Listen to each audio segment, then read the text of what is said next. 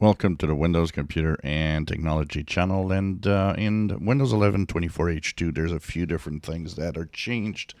And one that is interesting is about renaming your printer. So, depending on how you installed your printer, it could be very clear what printer it is, especially you have multiple printers. Or maybe you have the same printer on different networks in your home. So you'll have three printers that are all the same model that will each have, for example, their own use.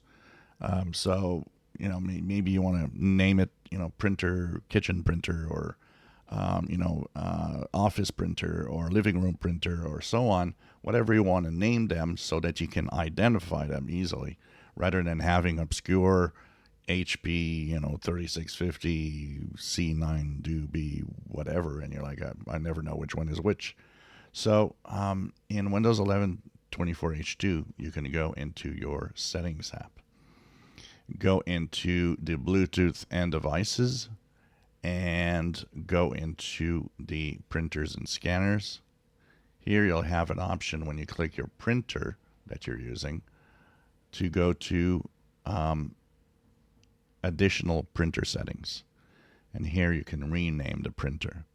So by clicking here, you'll be able to give it a name that will identify what printer it is and so on. It could be also different printers you've got. Maybe you've got a printer for color printing, another one that has black and white only, or depending on the use you have, printers, you might have more than one printer for economy. Like one printer will be, cheaper to operate on certain projects. Another printer will be cheaper to operate in color, and so on. So you can all identify that with a printer name and then click Save.